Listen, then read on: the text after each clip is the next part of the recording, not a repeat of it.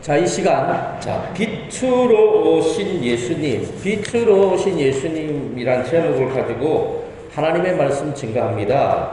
오늘 본문 말씀에 보면 태초에 말씀이 계셨다라고 말씀하고 있습니다. 그리고 이 말씀이 하나님과 함께 계셨고 그 말씀이 하나님이다라고 말씀합니다. 그리고 하나님이신 말씀이 육신이 되어서 이 땅에 오셨는데 그분이 바로 예수 그리스도라는 겁니다. 하나님이신 예수님이 이 땅에 오셨다라는 겁니다. 어두운 세상을 밝히기 위해서 빛으로 이 땅에 오셨다는 겁니다. 그런데 문제가 생겼어요. 빛으로 오신 예수님을 세상이 알아보지를 못하는 겁니다. 하나님의 아들이 구약의 예언대로 구약의 그 수많은 예언 가운데 이 땅에 오셨지만 세상 사람들은 알아보지를 못했다라는 겁니다. 그렇다면 세상은 왜 예수님을 알아보지 못했습니까? 예수님이 아무도 모르게 비밀스럽게 오셨기 때문일까요? 그건 아닌 것 같아요. 예수님은 거의 공개적으로 오셨습니다. 하나님의 아들이 이 땅에 오신다고 구약 성경에 보면요, 정말로 얼마나 많이 예언하고 있습니까? 대표적으로 예수 그리스도의 오심에 대한 말씀은 창세기부터 나오죠. 창세기 3장 15절에 나옵니다. 아담과 하와가 마귀의 유혹에 속아서 선악과를 따먹으로 말미암아 비참한 운명 가운데 처하게 됩니다. 그래서 아담과 하와에게 마귀는 원수 중에 원수가 됩니다. 마귀 때문에 아담과 하와는 하나님 말씀에 불순종했고 마귀 때문에 하나님과 멀어졌고 에덴 동산에서 쫓겨나기까지 했습니다. 인간은 하나님의 심판으로 지옥에 갈 수밖에 없는 존재가 되었습니다. 그런데 하나님은 그런 인간을 버리지 않았죠. 여자의 후손인 예수 그리스도를 이 땅에 보내주시겠다고 창세기에부터 이미 말씀해 주셨습니다. 죄로 말미암아 죽을 수밖에 없는 인류를 여자의 후손으로 오신 예수님이 구원해 주시겠다고 창세기에 이미 약속해 주셨다라는 겁니다. 그러자 마귀는 예수님이 인간을 구원하지 못하도록 많은 방해를 했죠. 특별히 헤롯 왕을 통해서 베들레헴 주변에 있는 2세 미만의 남자 갓난 아기들을 다 죽이라고 했죠. 왜요? 그 안에 예수님이 포함될 테니까. 예수님을 죽이려고 베들레헴 주변에 있는 그 2세 미만의 가난아기들을 다 죽였죠.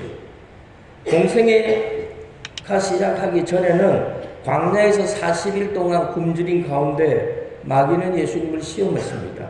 왜 시험했을까요? 예수님을 방해하려고.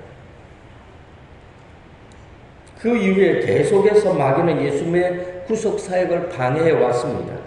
그래서 성경은 마귀가 예수님의 발 뒤꿈치를 상하게 한다 이미 말씀해 주고 있죠. 그러나 예수님은 그런 마귀의 머리를 상하게 함으로 인간을 구원하신다라고 말씀하고 있습니다. 창세기 3장 15절 우리 다 같이 읽습니다. 내가 너로 여자와 원수가 되게 하고 내 후손도 여자의 후손과 원수가 되게 하리니 여자의 후손은 내 머리를 상하게 할 것이요 너는 그의 발꿈치를 상하게 할 것이니라 하시고.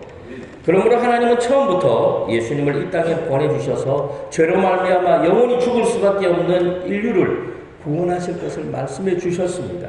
그 외에도 구약 성경은 이 땅에 오실 예수님에 대해서 수없이 예언해 주고 있습니다. 특히 이사야 선지자는 이 땅에 오실 예수님에 대해서 아주 구체적으로 예언하고 있습니다.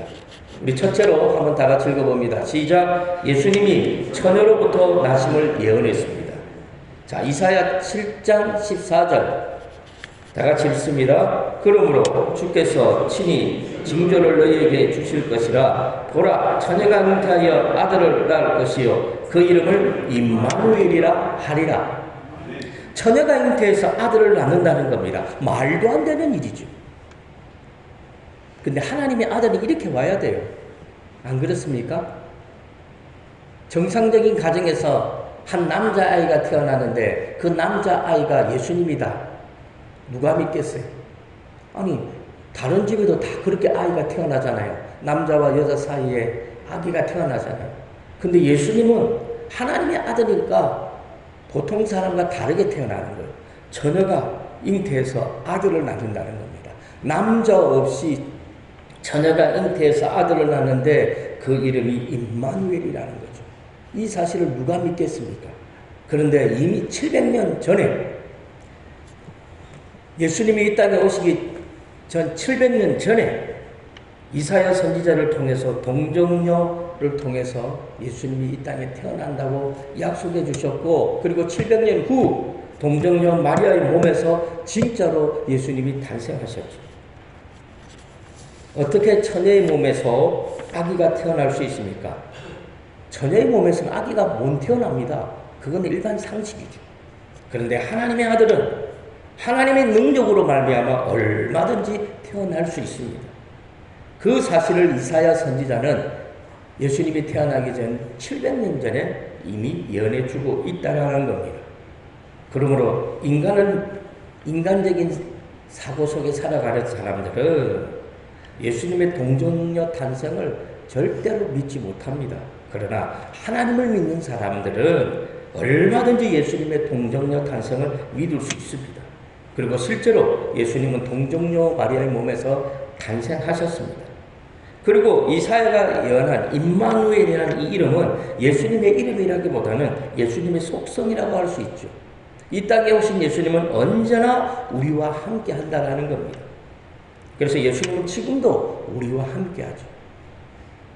자, 둘째로 다 같이 읽습니다. 이 땅에 오신 예수님은 이새의 후손으로 오신다고 예언하고 있습니다. 자, 이사야 11장 1절 말씀 우리 다 같이 읽습니다. 이새의 줄기에서 한 싹이 나며 그 뿌리에서 한 가지가 나서 결실할 것이요. 물론 이 말씀이 구체적이지는 않지요. 비유적인 말씀입니다. 그러나 분명히 여기서 이새의 줄기에서 한 싹이 난다고 말하죠. 이새는 누굴까요? 다윗의 아버지죠. 그래서 예수님은 다윗의 후손 가운데 이 땅에 오셨어요. 그래서 예수님을 다윗의 자손이라고 사람들은 말하고 있습니다.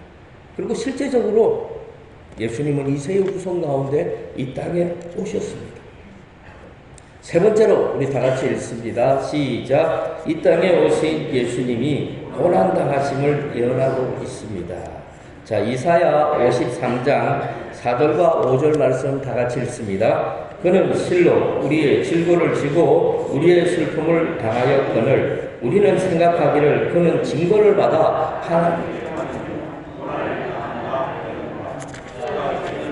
우리의 허물 때문이요 그가 상함은 우리의 죄악 때문이라. 그가 징계를 받음으로 우리는 평화를 누리고 그가 채찍에 맞음으로 우리는 나음을 받았도다. 이사야 선지자는 이 땅에 오신 예수님이 멸시와 천대를 받을 것을 이미 예언해 놓고 있죠. 그런데 사람들은 예수님이 이 땅에서 멸시를 받고 천대받고 십자가에 못 박혀 죽으심을 보고 하나님 앞에 징계를 받는다, 그렇게 말을 했습니다. 그런데 이사야 선지자는 예수님이 찔림을 받는 것은 우리의 허물 때문이라는 겁니다. 예수님의 상함은 우리의 죄악 때문이라는 거죠. 그러므로 예수님이 징계와 채찍을 맞음으로 우리가 평화를 누리고 우리가 나음을 입었다라는 겁니다. 무슨 말입니까? 예수님이 고난당하셨기 때문에 우리가 고난당하지 않고 평화를 누린다라는 겁니다. 예수님이 십자가에 못 박혀 죽으셨기 때문에 우리가 구원을 받는다라는 겁니다. 그리고 실제적으로 이 땅에 오신 예수님은 고난당하셨습니다. 실제적으로 이 땅에 오신 예수님은 우리 때문에 십자가에 죽으셨죠. 그리고 우리를 구원하셨습니다. 네 번째로 우리 다 같이 읽습니다. 시작. 이 땅에 오신 예수님이 고난 가운데 침묵하셨다고 예언하고 있습니다. 자, 이사야 53장 7절 다 같이 읽습니다. 그가 곤욕을 당하여 괴로울 때에도 그의 입을 열지 아니하였으며 마치 도수장으로 끌려가는 어린 양과 털 깎는 자 앞에서 잠잠한 양같이 그의 입은 열지 아니하였도다. 실제적으로 양치기가 양털을 깎을 때 보면요, 양들은 가만히 있습니다. 울지 않아요. 이처럼 예수님도 로마 군인들에게 40에 하나 가망 태장을 2번이나 맞았을 때도 우리 예수님은 침묵하셨대요. 태장을 때릴 때 왜 40에서 하나를 감안을 구하십니까? 40대를 때리니까 사람이 죽어버리는 거예요. 로마 군인들이 들고 다니는 약 1m 가량의 세 가닥으로 나와 있는 가죽 채찍으로 만든 그 채찍 사이사이에는 예리한 그 침 같은 것이 있고 마지막 끝에는 납덩어리가 달려있죠. 그래서 들면 축 처져요. 납이 무겁잖아요. 돌리면 쌕쌕거리잖아요. 우리가 생각하는 채찍은 길고 멀리서 때리는 것 같지만 로마 군인들이 때리는 채찍은 1m밖에 안 돼요. 가까이 다가가서 때리는 거예요. 때린다기보다는 감는 거죠. 탁 치면 어떻게 해요? 빙글 돌아서 감기잖아요. 그 다음에 당겨버리죠. 그러면 예리한 그 톱처럼 아주 예리한 것이 사람 몸에 박히고 당겨버리면 어떻게 됩니까? 살을 물고 나오는 거죠. 얼마나 고통스럽습니까? 태장은 일반적으로 40대를 때리는데 40대를 때리고 사람이 죽어버려요. 그래서 하나를 떼는 거예요. 39대를 때리는 겁니다. 예수님은 무려 이 태장을 2번이나 맞았죠. 얼마나 고통스러웠을까요? 그런데 비명을 지르지 않았다는 겁니다. 소리를 내지 않았다는 겁니다. 침묵하셨다는 겁니다. 이처럼 이사야 선지자는 이미 700년 전에 예수님이 이 땅에 오실 것을 예언했을 뿐만 아니라 그 모진 고난과 멸시 가운데서도 침묵하실 것을 이미 예언해 놓고 있었습니다. 그런데도 예수님이 이 땅에 오셨을 때 사람들은 몰랐습니다. 동방박사들과 목자들만이 아기 예수님께 와서 경배를 드렸습니다. 그렇다고 이 당시 사람들은 이 아기 예수님이 이 땅에 오실 것을 정말 몰랐을까요? 정말 몰랐을까요? 저는 아니라고 봅니다. 알았지만 믿지 않은 거죠. 사랑하는 성도 여러분, 아는 것과 믿는 것은요, 엄청난 차이가 있어요. 아는 것은 순간적으로 얼마든지 바뀌더라고요. 근데 그 알미, 믿음으로 가면요, 안 바뀌죠. 많은 사람들은 알아요. 모르지 않아요. 오늘 이 시대의 사람들도 얼마나 지식의 홍수 가운데 아는 것들이 많습니까? 근데 아는 것들이 그들에게 확신으로 다가오지 않고 믿음으로 오지 않으니까 힘이 없는 겁니다. 동방박사들이 별을 보고 오다가 베들레헴까지 왔어요. 그 다음에 길을 잃어버렸어요. 어디로 가야 될지 모르겠어요. 베들레헴 가운데 별은 떠 있는데 구체적으로 그 지역이 어딘지를 모르는 거예요. 그래서 베들레헴까지 온 동방박사들이 사람들에게 묻습니다. 유대인의 왕으로 나신 이가 어디 계시냐? 우리가 동방에서 그의 별을 보고 그에게 경배하러 왔노라. 그러자 난리가 납니다. 사람들과 특별히 이 당시 왕이었던 헤롯 왕 난리가 나지요. 소동이 났다고 성경은 말합니다. 그리고 헤롯 왕은요, 대제사장과 서기관들을 부릅니다. 그리스도가 어디서 나겠느냐 그들에게 묻죠. 대제사장과 서기관들이 우리는 잘 모르겠는데요 이렇게 대답했을까요? 그러지 않았어요. 그들은 즉각적으로 말합니다. 아기 예수님이 유대 땅 베들레헴에서 나실 거라고 헤롯 왕에게 말을 해주죠. 그런데 문제는 알고 있었지만 모르지 않았어요. 알았어요. 믿지 않는 거예요. 더 기가 막힌 사실은 헤롯 왕은 아기 예수님을 죽이려고 한다는 겁니다. 그래서 동방박사들에게 돌아가는 길에 자기에게 와서 아기 예수님이 어디에서 탄생했는지 그 사실을 자기에게 가르쳐 달라는 겁니다. 그러면서 자기도 가서 경배하겠다고 말하죠. 당연히 거짓말이죠. 그 사실을 어떻게 알 수가 있습니까? 동방박사들이 정말 헤롯 왕이 아기 예수님께 경배하러 가는 줄 알고 가려고 하니까 꿈속에 헤롯에게 돌아가지 말라고 지시를 받고 동방박사들이 헤롯 왕에게 안 가요. 다른 길로 해서 자기 고향으로 갑니다. 그러자 헤롯 왕이 분개합니다. 분노합니다. 본색을 드러내지요. 그래서 베들레헴과 모든 지경 안에 있는 2살 아래에 있는 남자 아기들을 다 죽이라고 명령합니다. 그래서 많은 아기들이 죽음을 당하죠. 그러므로 예수님이 이 땅에 오심은 비밀이 아니었습니다. 그런데도 사람은 믿지 않았습니다. 그래서 빛이 어둠에 빛이 돼 어둠이 깨닫지를 못했던 겁니다. 그리고 구약 성경에서 예수님이 오심을 그렇게도 많이 예언했지 않습니까? 그런데 사람들은 안 믿어요. 왜 믿지 않을까요? 사람들은 왜 빛으로 오신 예수님을 알아보지 못했을까요? 그 이유는 예수님이 빛으로 오셨기 때문입니다. 빛으로 오신 예수님은 어둠만 환하게 밝히는 것이 아니죠. 빛의 속성은요, 어둠을 환하게 밝히지만 또 한 가지, 빛은 사람들에게 감추어져 있는 모든 것을 적나라하게 드러내는 거예요. 빛 어둠 가운데 있었을 때는 자기가 무슨 옷을 입었는지, 자기가 어떤 모습인지, 자기가 더러운지, 자기가 깨끗한지 아무것도 모르잖아요. 근데 빛이 환하게 비춰버리면 자기의 속까지 다 드러나게 되는 거예요. 어두운 세상을 밝히는 것은 좋은데 자신 속에 있는 어두운 죄악까지 드러나는 것은 사람들은 싫어하잖아요. 그래서 빛으로 오신 예수님을 알면서도 부인하고 믿지 않았던 거죠. 정확하게 말해서 거부하는 거죠.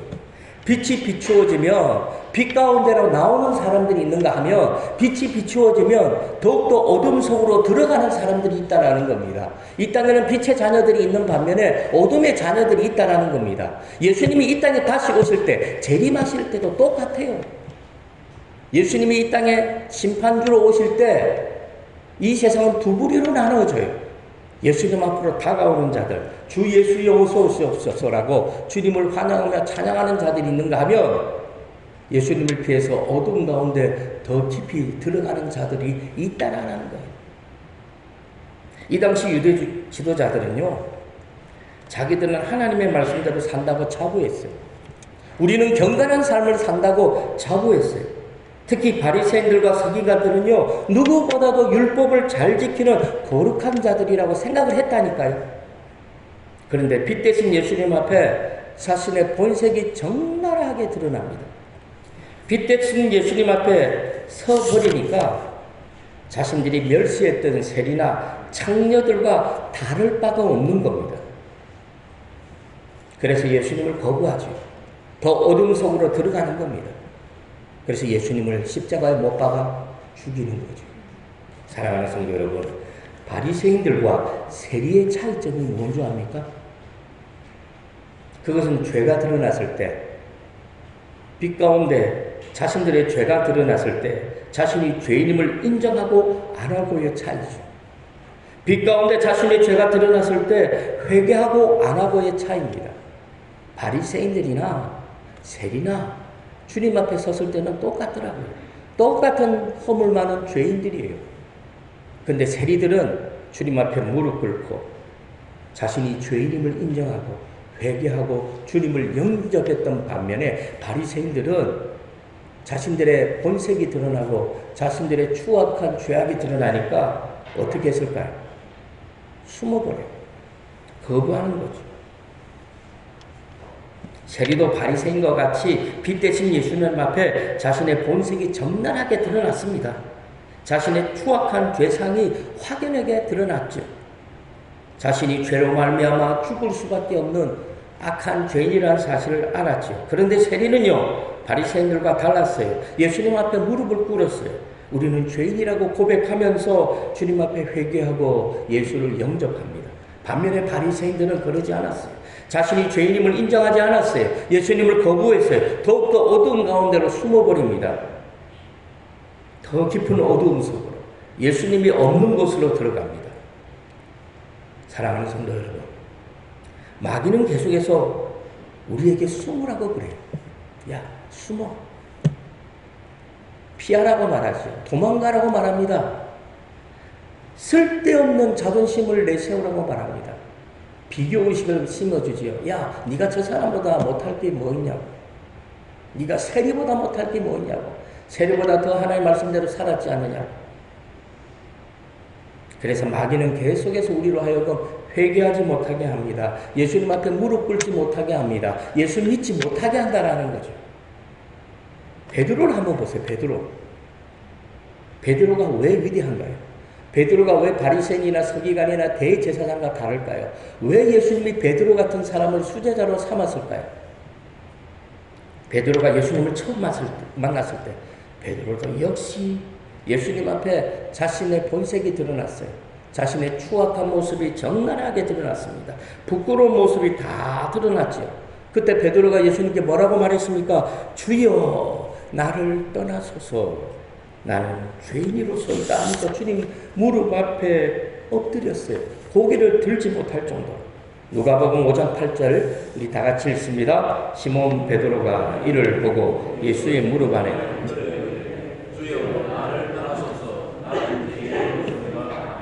사랑하는 성도 여러분, 이 땅에 빛으로 오신 예수님은 바리새인들처럼 어둠 가운데 숨으라고 빛으로 이 땅에 오신 것이 아니에요.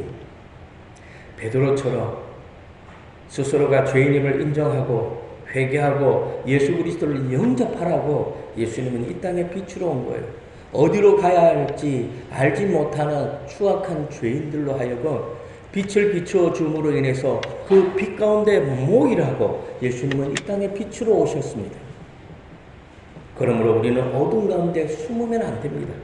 빛 가운데 나와야 돼요. 빛 대신 예수님 앞에 나와서 엎드려야 돼요. 그래서 예수님처럼 우리가 이 땅에서 빛의 사람으로 삶을 살아야 된다는 겁니다. 혹시 이대로 좋사오니라고 생각하는 분들이 있습니까? 많은 분들이 그런 분들이 있더라고요. 그냥 이대로 좋다고. 변화를 싫어해요. 목사님 그냥 이대로 합시다. 그냥 이대로. 이런 분들은 어둠이 너무 편하죠. 계속해서 어둠 가운데 살겠다고 말하는 것과 같아요. 지금 당장은 힘들어도 우리는 빛 가운데 나와야 돼요. 내 추악한 모습이 적나라하게 드러나니까 얼마나 부끄럽고 얼마나 자존심 상합니까? 그럼에도 우리는 빛 대신 예수님 앞으로 나와야 된다는 겁니다. 그래서 빛 대신 예수님과 함께 늘 빛 가운데 살아야 하는 겁니다.